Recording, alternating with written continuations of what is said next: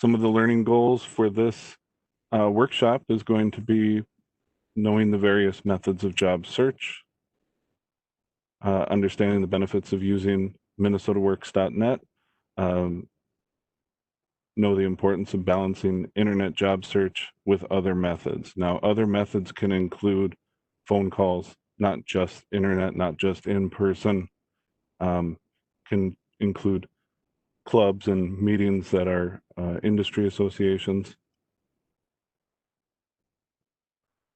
The importance of networking can't be understated. We'll go into the exact details of how many people actually find jobs from networking. There's also tips for employers, contacting employers, researching employers, and of course, understanding the role of social media in your job search. Now, don't worry, we will also have time for questions. Think of your questions and please post them in the chat. I will stop periodically to ask if there are any questions. Pam will share the questions that she has for me and we will move on. We're going to move on to the next slide. Focusing your job search. You're looking at advertised jobs, you're getting lists of jobs, you're probably using multiple job boards. There's LinkedIn, there's Monster, there's Indeed, there's minnesotaworks.net. There are many things out there. Remember, don't just focus on how many you apply to. You want to think about the quality and how much energy you put into actually getting the job. That means looking beyond the job title. Some jobs you may qualify for and you may not have thought about it or realized, especially considering working from home and dealing with the pandemic. You might want to take some time to brainstorm exactly how to get a job that matches some of your skills and experience.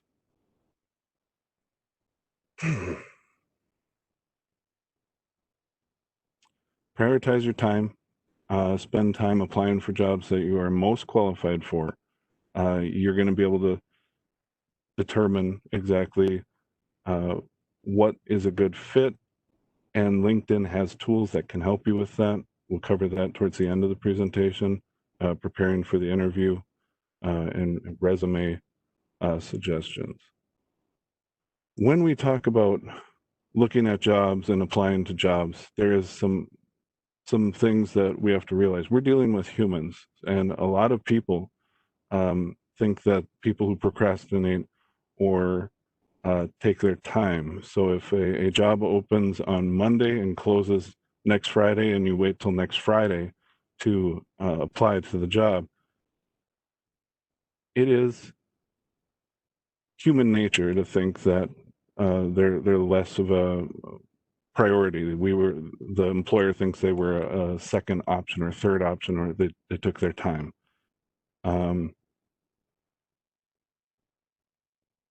There's also the idea that they're looking at employees or potential employees as they're coming in. So if they see 25 great candidates and you're the 35th, they might not even get to you as a potential interview. Or they might already have picked their top 10 and not brought you in for an interview.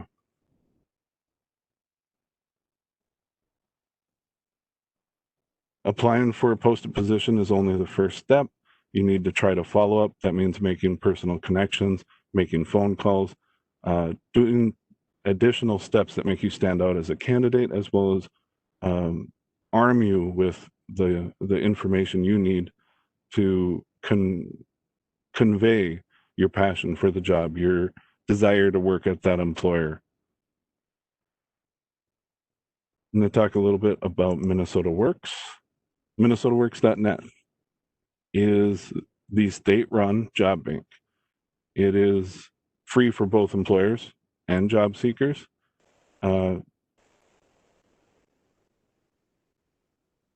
The The jobs that are posted on Minnesota Works are current and on kind of a priority schedule.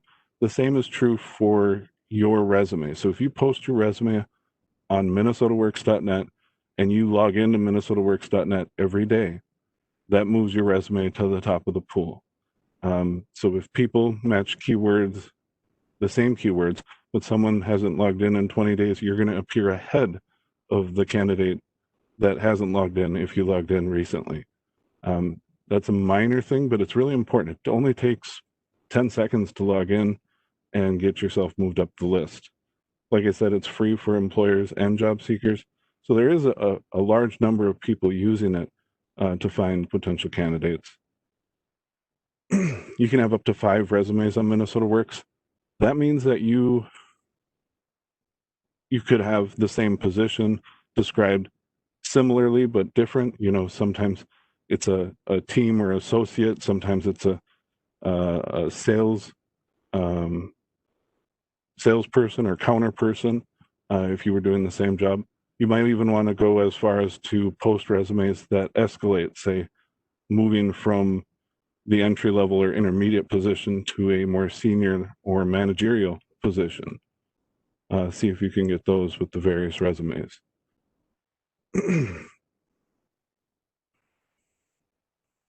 From a 2010 survey, 66% of employers who posted jobs in MinnesotaWorks.net filled the position with an applicant from Minnesota Works.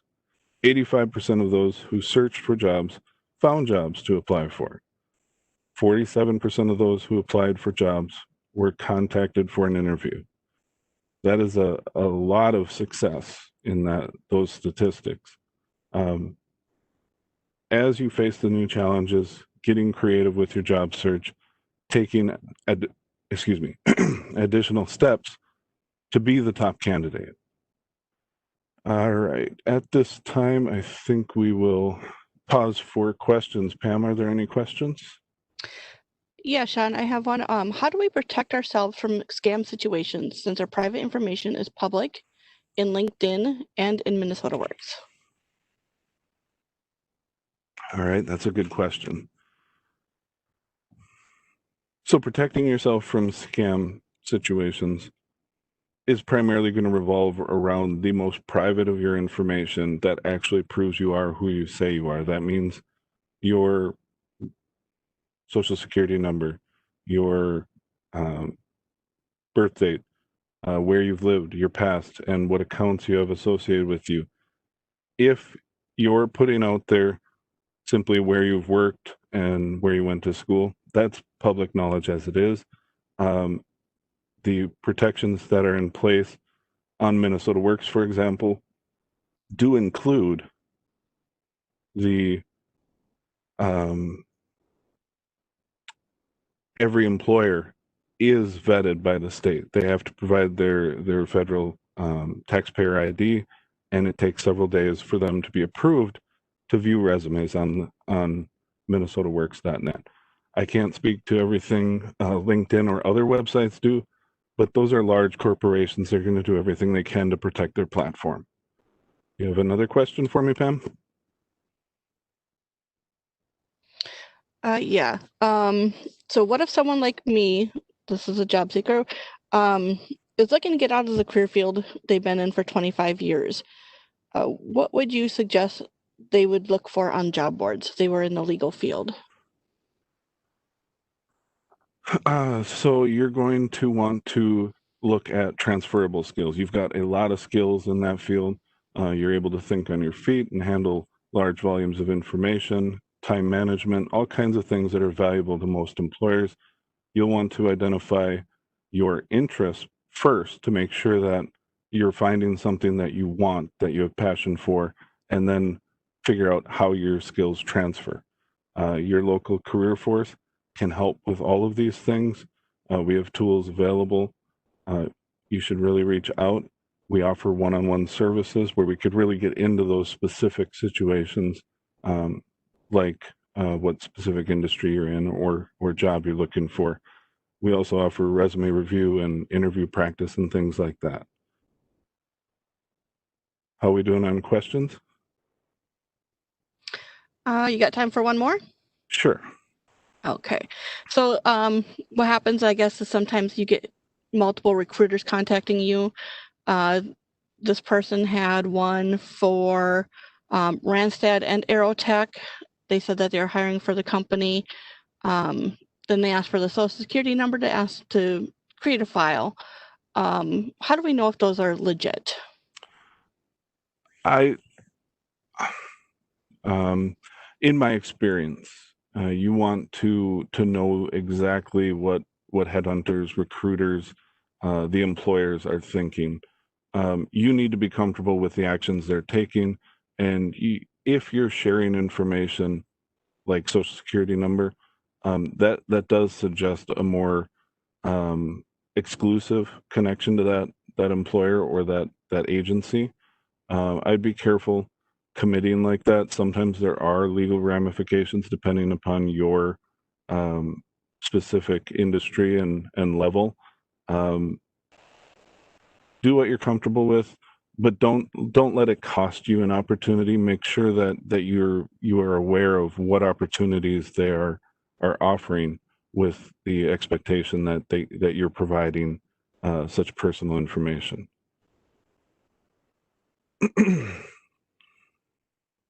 All right, I think we'll move on and we'll pause for questions after a few more slides.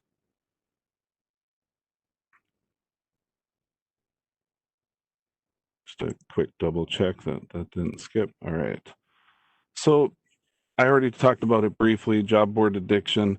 That means that you log in at 8 a.m. and you're doing your job search. You're hitting every website. You may or may not stop for lunch. Um, don't get so obsessed with applying for everything and getting those 10, 20 applications out. Uh, the fact is, you're going to get a lot more value out of the connections, out of your network. Um, you've worked with people in the past. Vendors have been a part of your professional career. You have friends and family. You've got uh, alumni from the educational institutions that you've been a part of. 75 to 80%, and I actually think that's a little low. 75 to 80% of people will find their next job through networking. And that doesn't even count the hidden job market, the jobs that weren't available on a job board. Often applying online is going to be necessary, but it is so much better for your personal mental health and your confidence in a job or interview if you have someone you know at that employer. The person is in your corner. They've given you inside information, and I don't mean like stocks or anything. I'm talking about like what interests you might share with the hiring manager, the aspects of the job that give you an edge in the interview. Excuse me.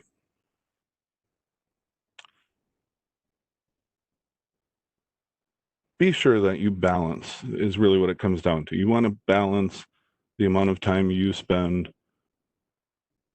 applying online with building your network and nurturing those connections and creating an environment where you have advocates for you at various employers. So when we talk about your network, we're not just saying everyone you know or everyone you've heard of. Usually we like to think of it as the people you know on a first name basis. If you call up someone you haven't seen in a couple years and you say, hey, this is Sean, they might not know who you're talking about. But the people who know you on a first name basis are the ones that have your interests at heart. They have a vested uh, idea of who you are and what you're about and why they should want to help you.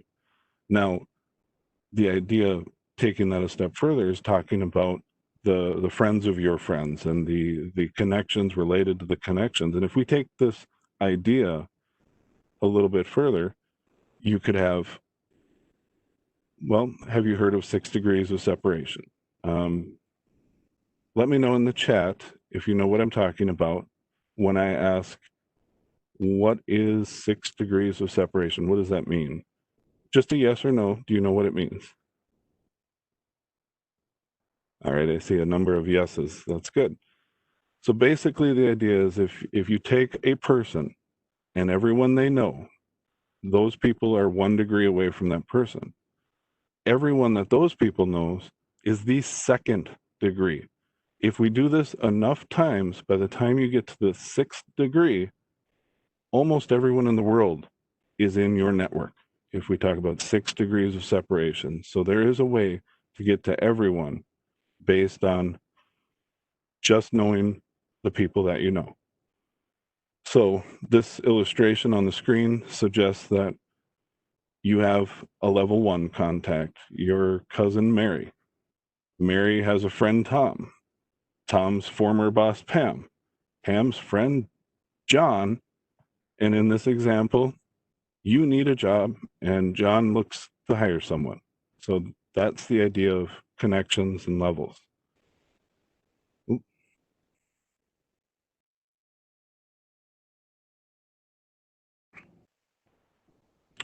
All right. Now,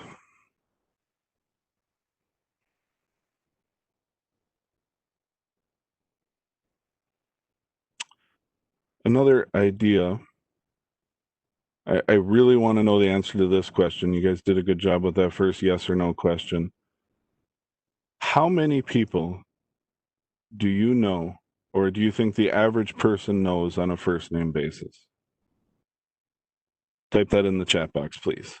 How many people do you think the average person knows on a first name basis?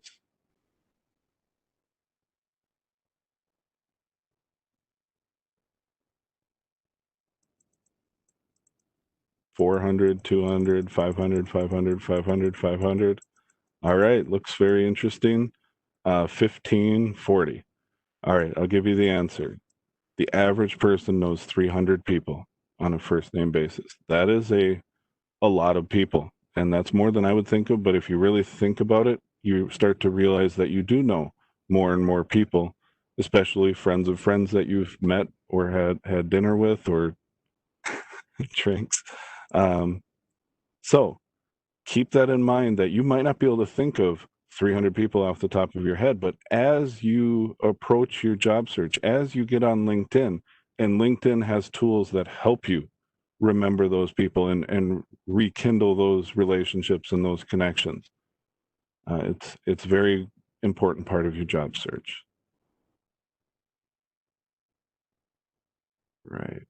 Let's stop for questions. Pam, are there any questions that anyone has had?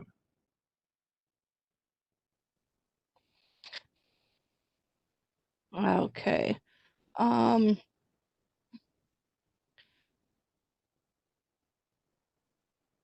Let me just see here. Somebody who's relatively new to the area here in Minnesota, due to the COVID situation, it makes it hard for them to expand their network. What kinds of things would you suggest? So I'm a little biased. I teach LinkedIn here. I I can't help but say that LinkedIn is an exceptional tool for that. But then you also want to think about industry associations, educational institutions, places you've worked in the past, vendors you've worked with, and it all starts with who you know currently. So it doesn't matter if they're in New York or California or the other side of the world. Get those people in your network and start to realize the people in their network that you know, the second tier and third tier connections that could become your first tier that you just didn't think of, but LinkedIn um, helped you identify them as potential connections. LinkedIn is a great one. There's also networking groups. A lot of them are trying to do something virtual. It is a challenge, but if you're persistent and you try to adopt the technology and do the best you can with the tools we have, you're going to make advances towards a stronger network, a larger network. I see a question in the chat. for LinkedIn Premium? Is it worth the price? The short answer is no. For a lot of people, LinkedIn Premium is something that I recommend after you've reached a plateau on LinkedIn, but we can cover that a little bit more when we get to LinkedIn.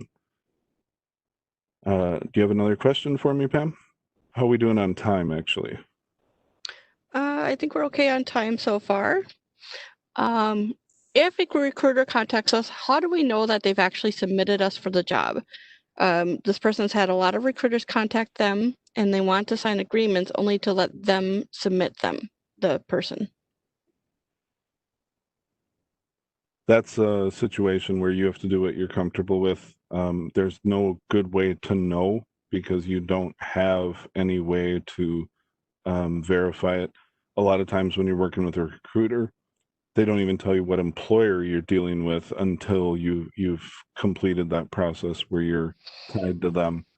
Um, do your research and communicate with the agency you're working with and let them know your concerns. Let them know that you want to feel valued and you want to understand what the relationship benefits are and what that exclusivity might cost you if an opportunity was to arise outside of his network that happened to be for an employer he worked with. That's where it usually gets complicated. But if you have a specific situation, it's best to do the research on the employers that are hiring in that field to understand what jobs are out there, to understand who's hiring or who has hired recently, to know maybe what the employers are and what kind of benefits and pay you could be looking at to make sure that it is competitive. Is there another question?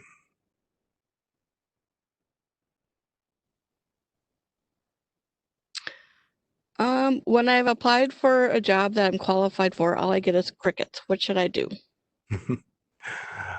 It's time to take a look at the first thing people see. It's either your LinkedIn profile or your resume. If you're submitting a resume and getting crickets, that means that that employer was not convinced that you were a top candidate for that job.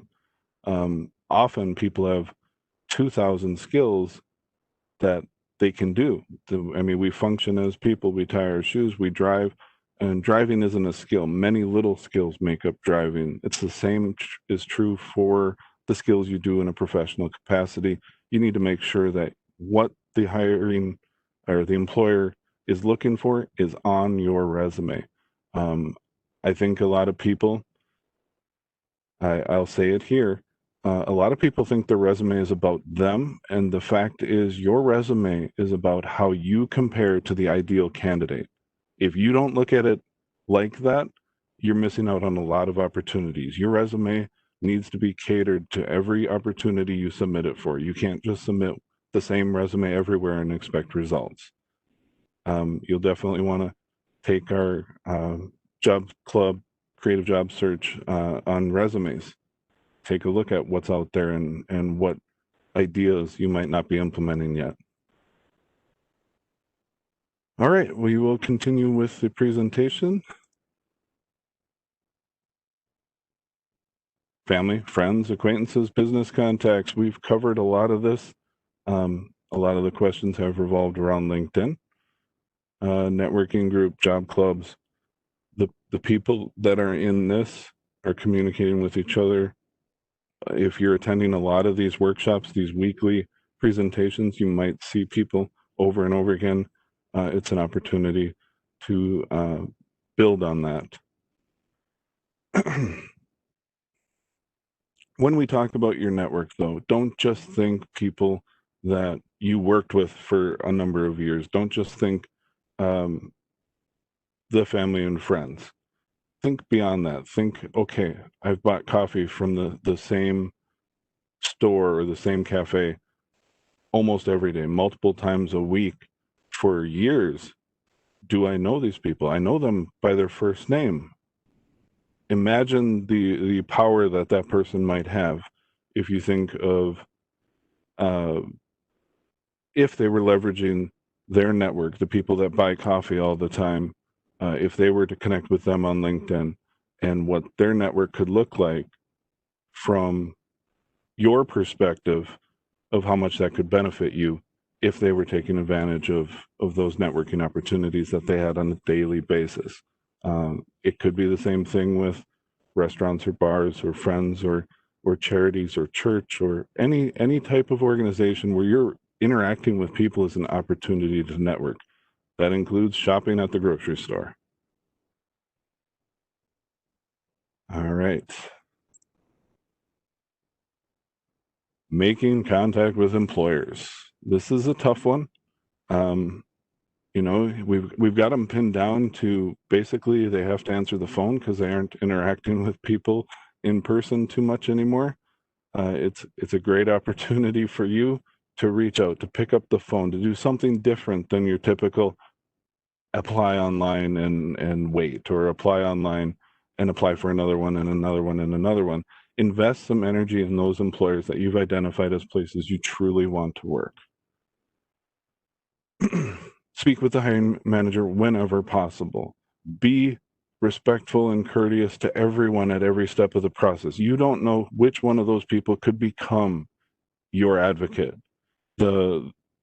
A trick that a lot of hiring managers have done, in my experience, especially as someone who's worked the front desk many times, they come up and ask the receptionist or the person who does the initial contact, what did you think of this person? How did they handle themselves? Did they have any questions for you? They can ask all kinds of questions that can give them an idea into your personality and how you fit into the organization. Taking initiative, staying positive, definitely important. All right. Telephone communications. I know you're not going to like this. You're sitting at home. You need to have a purpose for calling. That's not the part you're not going to like. The part you're not going to like is number one, prepare talking points, have an outline, have an idea of exactly what you want to talk about. Make sure that there's a reason for your call and you know when you've accomplished that goal. You don't want to just small talk and leave it hanging. Practice out loud, talk to yourself in the mirror. It's cliched. Um, doing these presentations, it's a challenge to do this. I'm used to teaching a class of 15 to 40 people. Being able to judge those facial cues and restlessness, taking that out of the equation, just having the telephone could be a similar experience. If you dress well, you're on the phone, but you feel more confident. Um, you take pride in your appearance. It's going to make a difference in how you present yourself to the person on the other side of the phone. Smile. Everyone can hear a smile. I know it's hard to believe, but hearing is very specific and very detailed, and we can pick up the difference between someone who's smiling and someone who isn't. Sometimes we might not be able to put it into words, but it's there.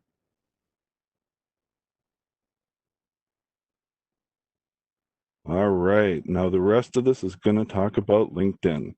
Uh, Online social media, the only truly dedicated social media to professionals is LinkedIn. The rest of them are more family and friends or every little thought. Basically, LinkedIn is professional. You need to, if you want to do it at work, don't do it on LinkedIn. Make sure that when you're in job search, you clean up the rest of your job search, or excuse me, your social media. Facebook. You don't need to have pictures of um, parties and things you did on the weekend and things that might not be what an employer thinks is ideal. A simple option is to Google yourself. Take a look at what's out there, what information an employer is going to find if they search for you. In if you Take my example. My name is Sean Morgan, spelled a little funny, Shaun. Just so happens to be exactly the same spelling as a as the lead singer of Seether, which is a rock band. He makes a lot more money than me, has a lot more tattoos, does a lot of different things. If I was mistaken for him, I'm probably not going to get the job I was trying to get because his experience is going to be a lot different and probably not match the employer's expectation of fit for the employer. All right. So this is where we start to get interesting. Do we have questions, Pam?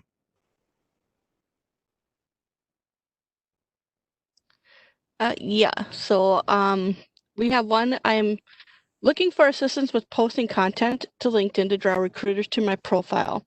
Is this sort of help available through Deed or one of its partners? You want to go ahead and explain what they can do for that? So, number one, you can reach out to your local career force, ask for one-on-one assistance, have someone take a look at what you're trying to post to make sure that it matches your situation and what you're looking for. Um, I don't know that everyone's going to be an expert on social media or LinkedIn, um, but that does create opportunities. We have this workshop. Uh, I am available for LinkedIn one-on-ones. The the fact is, a specific situation like that, it's really hard to give a blanket statement about how to handle it. So certainly want to reach out to you um, after this session. Uh, Also, in the follow-up materials, we do have all of these recorded sessions. You have every week we provide a different topic, and you can watch those recorded opportunities. So if you want to set up one-on-one with LinkedIn, the first step is to reach out to your local career force. You want to find out what they offer, if they can help you with that, and if they can't, they should be able to connect you with someone who can help you. All right. Is there another one?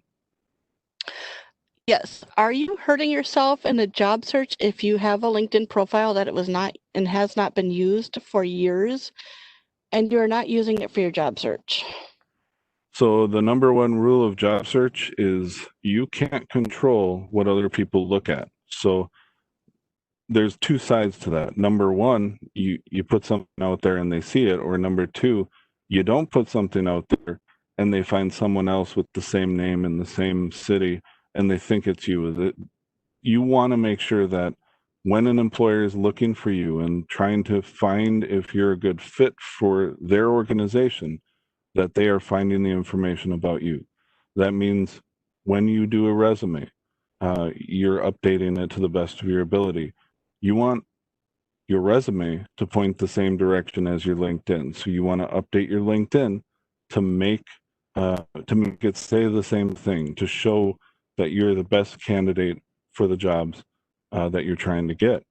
Uh, that means that it can hurt you not have a LinkedIn. It can hurt you to have an out of date LinkedIn. For example, if you went to school in the last 10 years and you haven't touched your LinkedIn in 10 years and you're doing something completely different than warehouse work you were doing a decade ago, that's going to affect your job search. Now, yes, you're dealing with people. They might be able to figure out that you are doing something different because you're applying for it and you have all this experience you talk about, but you don't want to leave it in their hands to decide that type of important information.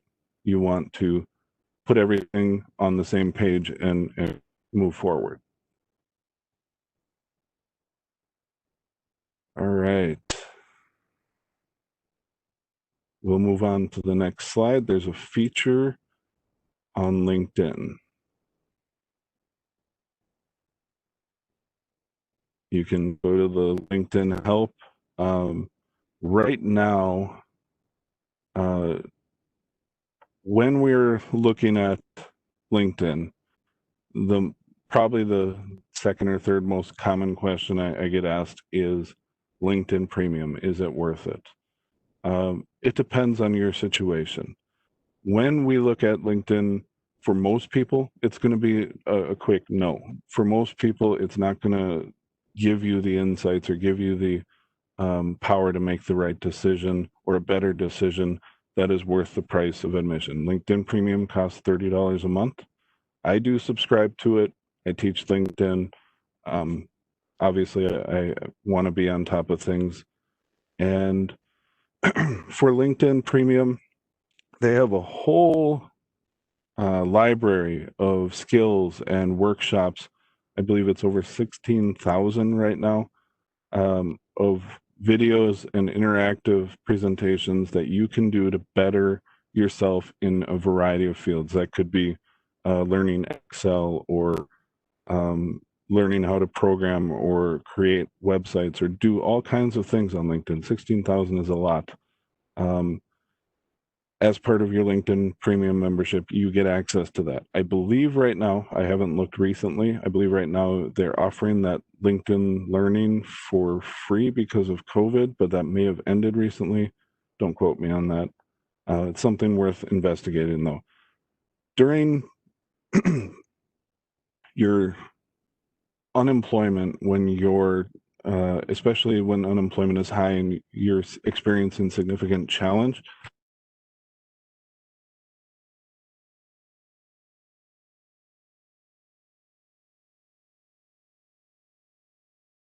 oh, John, you want to unmute there? all right. Sorry about that. I bumped the button on my headset. It wasn't you, it was me. So, all right. I think I'll go back a little bit and restate my statement. Um, when you're unemployed, take advantage of bettering yourself. You want to invest in yourself. You want to take a look at those opportunities and make sure that you have the skills they're looking for. And if it's been a while, or there's some other challenge to it, or there's something you just want to do better, you can hear me now, right? All right. So, LinkedIn is important. LinkedIn has lots of different helpful things. Um, take advantage of it. Take a look at it. Now, we have two new features, I believe, in the last few months. They came out with LinkedIn. What do we call it?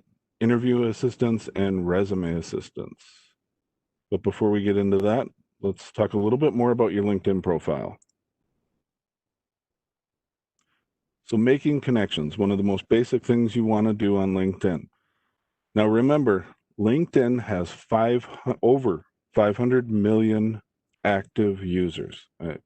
Let that sink in for a moment. Realize 500 million active users is truly an accomplishment. So what that means is there are so many people with the same name or similar names or working at the same company in a different location. Same names of companies can happen a lot too. So when you want to create your LinkedIn account, you add your experience, you add your education. It's going to look at where you live and where you've gone to school and where you've worked as it sorts through all those people when you're searching for connections. So if you were trying to search for John Smith in Minneapolis, Minnesota, there's several John Smiths in that area. It's going to look at, hey, you worked with a John Smith at the job you had last year, and that could help it point you in the right direction. It's similar to the experience employers have when they're trying to find candidates and verify candidates. So keep in mind that as you add connections, it gets easier and easier to find the connections you're looking for. It's really going to, I'd say after the first 30, it starts to get really easy.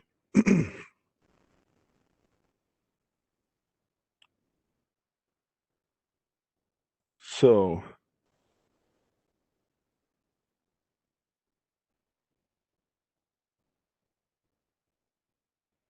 does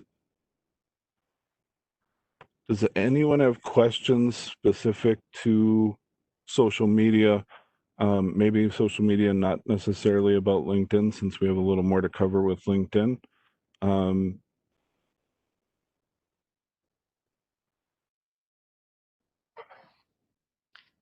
Sean, one of the questions I have, is there a good way to search for jobs that provide a pension?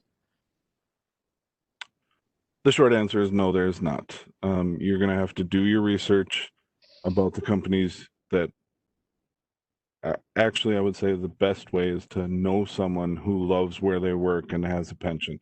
That's probably the best way. Alternative to that would be um, the old school employers, the ones with unions and government, are the primary ways you're going to find employers that offer pensions.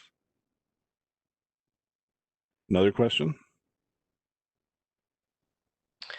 I don't have anything really for other social media, but for LinkedIn, how many connections are enough? And should I accept all connections? All right, there are two philosophies when it comes to LinkedIn and connections. The first philosophy is not the one I recommend, but let's get it out of the way. Your network, LinkedIn, finding a job, it's a numbers game. If I connect with everyone under the sun and I get to the max on LinkedIn, I'm more likely to get a job. In a vacuum, that is kind of true. But the reality is, if you connect with everyone that wants to connect with you, you could be connecting with people on the other side of the world in different industries who have no interest in your success. They're just building their network, adding people just to add people. Um, it it turns into a question of quantity versus quality. If you have 5,000 connections and nobody cares about you, nobody knows who you are, nobody knows your first name, never had an in-person relationship with you or even a virtual relationship or connection to you, uh, finding success with that network could be very challenging. The alternative to that is the one that I recommend. Um, it is using uncommon sense, because common sense isn't common. The the idea is you're going to talk to the people that know you best. You're going to build your network based on the employers that you've worked for, the people that you know, the places you've worked the longest, the people you've known the longest. You will want to grow it from there. So as you grow your network and you've connected to all the people that are most close to you, then you can start to consider people further and further out, or people that have the most impact on your job search. It's a lot easier to get the people you know to actually tell you about an opportunity they heard about than people you've never met. All right. For now, I think we're going to move on to the next slides. I think we'll have a few minutes at the end of the presentation. So we will move on to the next one.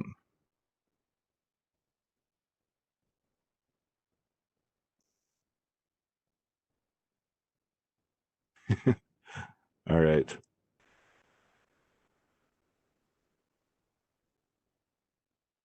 Doing a quick search. All right, I want to work at Saturn Systems. Just type it in the search field. It's at the top of the bar there. It's pretty easy to see.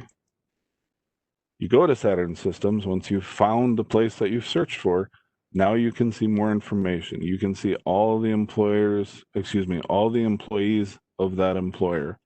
You can actually see the list of people and see if you know someone, see if there's some similarities. There's an opportunity there for you to find out how connected you are to them.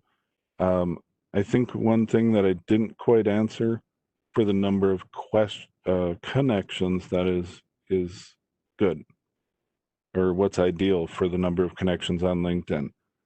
I have to say, simply put, the number of connections is that one that has the opportunity for you, the one that knows about an opportunity for you. It doesn't take 500 or 1,000. It could be 35 for some people, it could be 300. Just keep working on it, keep building your network, and you will find success.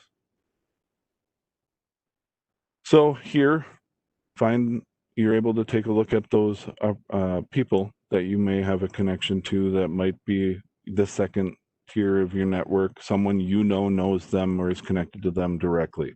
Can be a very powerful tool. Taking the opportunity to ask for a warm introduction. You know someone who knows someone that works somewhere you want to work. Ask them if they could just introduce you on LinkedIn. And when we reach out to people on LinkedIn, when you're making a connection, don't say I'm unemployed, I need a job, and become, desperately asking for help. Build the connection first. You want to reach out to someone, explain or remind them of how you and they know each other, and then get the connection, offer to assist with something, message them later about the opportunity. It's a separate action. You're building the connection, and then you're using the connection or asking for assistance.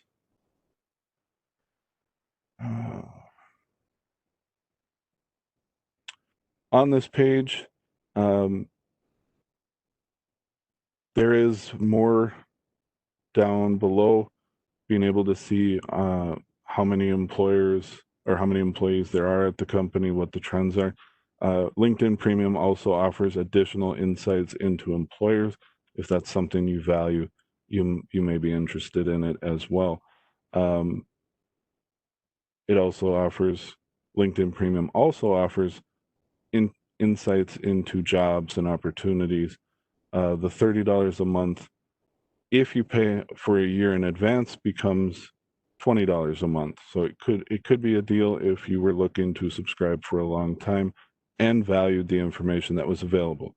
First, get your network built, get your profile built, and then once you've plateaued, really, premium could be an advantage. So you're looking at all these people that work at Saturn Systems Software Engineering. One rule that I have that you absolutely, if you don't take anything else away from this presentation, when you're making connections on LinkedIn, don't just click connect, okay? This connect button will just send them an artificial message saying, I'd like to connect, and nothing else.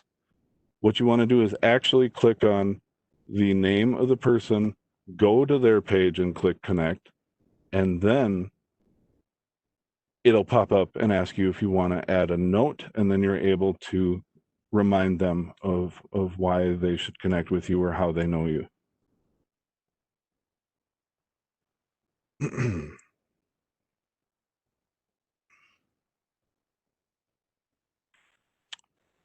All right.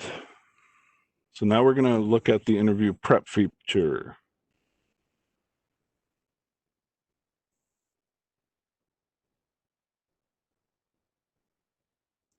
So you sign in, and then at the top of the screen is your LinkedIn navigation bar with the search. You go to jobs, and then click on more. It's going to give you two options, the resume builder and interview prep. Interview prep is going to give you the 26 most common questions in an interview. It's going to allow you to take advantage of doing a video recording and having artificial intelligence rate it. Also, you'll be able to take that recording and send it to another connection and ask them to critique you. It's a very powerful tool. It's a relatively new feature in the last few months. It's certainly something everyone should take advantage of on LinkedIn, if nothing else, just to get an idea of those common questions is super valuable for how you answer them in an actual interview. For most people, we've never thought about those questions, those behavioral questions, those challenging questions. So when we face them in an interview, it can be brain racking to try and figure out what to say or what they're looking for. If you think about them beforehand, you'll be that much better prepared when you go to the interview.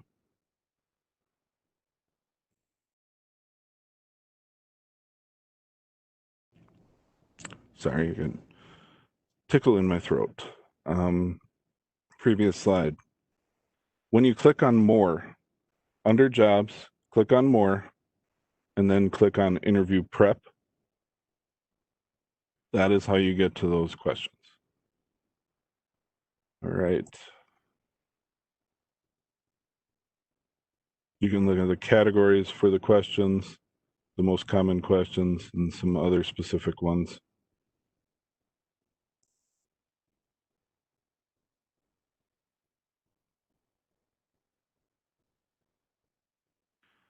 This also has an answer framework to help you create the answer to the questions that are being asked. I already mentioned the practice and feedback. How are we doing on questions, Pam? Okay, I have a couple here.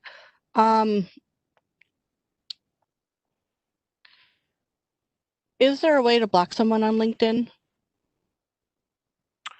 Yes. However, I strongly encourage you to use that only as a last resort. Someone's stalking you, someone's harassing you, basically doing something truly wrong. If they just post stuff that you don't like, but let's use a simple example. You have connected to your mother, your cousin, your aunt, your best friend from high school, people you don't interact with a lot.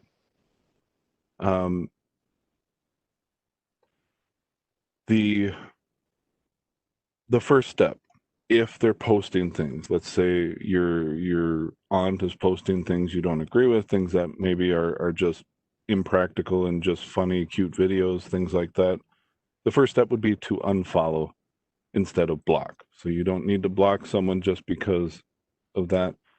Reserve the blocking for someone who's doing something that has a negative impact on you that you can't avoid another way. Another question? Okay, when your contacts on LinkedIn add a connection and they accept, does this expand your network? Kind of like when friends request everyone on Facebook just to have more people. I'm sorry, can you say that again? So when a person on LinkedIn, one of your connections, adds someone, does that expand your network? So Yes. basically that person would become your second? Yes. So the stages of your network. The first network is the first tier network is the only one you have control over.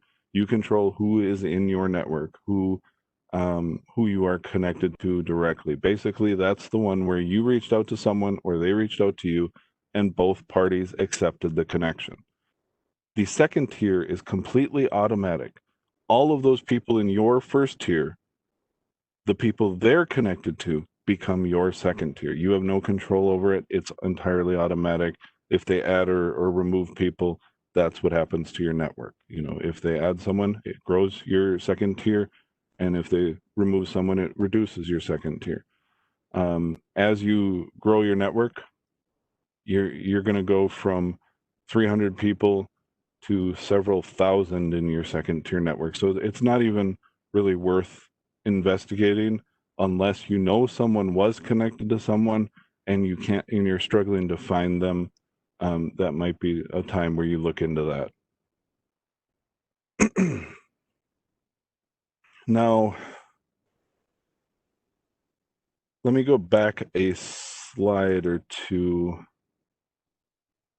So just for clarity, I wanted to point out that if you click on me and go down to your settings and privacy, that is where you'll find the option to block or unfollow people. That's probably the easiest way. Alternative to that would be to search for them in the general search box. If you search for the person, go to their page and select the 3 lines or more, it will give you the option to unfollow or block them there as well, just to answer that question more clearly.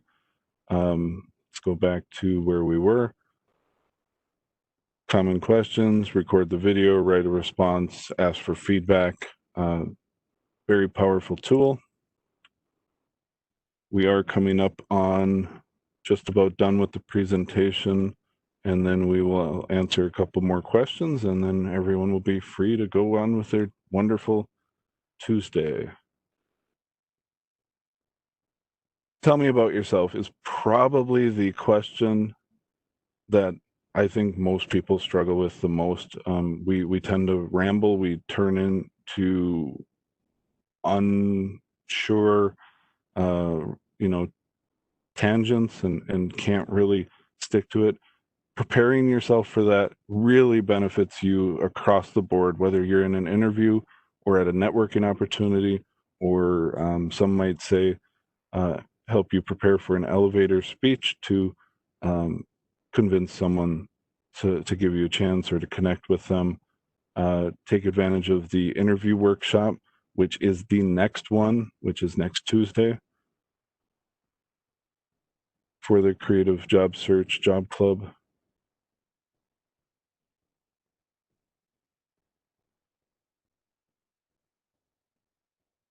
Again, with the artificial intelligence feedback, you can do this, take advantage of it. If you worked with someone who was a employer that you trusted, that you'd like their feedback, reach out to them and ask them if you could share something like this with them and get their feedback. Don't just surprise them. Make sure that you've actually communicated with them about it. All right. So the LinkedIn interview prep feature, lots of options. You can search for your connections here to request the feedback. We are just about done. Let's see if we can handle one, maybe two more questions. Okay, Sean, one of the questions we have is, do we need people to verify our skills? And does the applicant tracking system look to those skills? So that's a challenging question. I have been on webinars put on by LinkedIn to give us some of the perspectives of an employer and better educate you. But we don't have all the details. Essentially, it comes down to make sure that the skills that your position is expecting are reflected in your profile. And ideally, you've had a number of connections support your skills. Adding skills and how many skills, again, it's going to come down to, I believe the limit is 50, the most that you can have. There's no need to go that high. As long as you can convince the employer that you can do the job and do it well, that's as many as you need. I would assume that's around the number of bullet points you would expect on a well-written job posting. So maybe 15 to 25 at the most would really be all that's necessary. Another question? What if you're open to different types of jobs and have different tailored resumes? How would you manage your LinkedIn profile to accommodate that? You need to go in one direction. Unfortunately, there is no way to have multiple LinkedIn profiles. Basically, I would recommend you do a chronological structure where you focus on one job for a period of time. If you don't get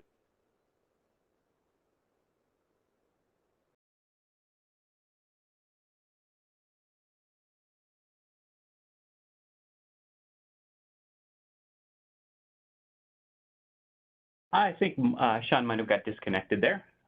We're right at 11 o'clock, everybody. Thank you very much for attending today.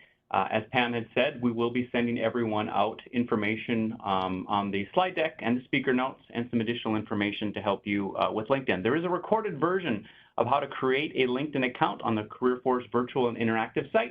We'll also send a link to that. Thank you, everybody, and good luck in your job search.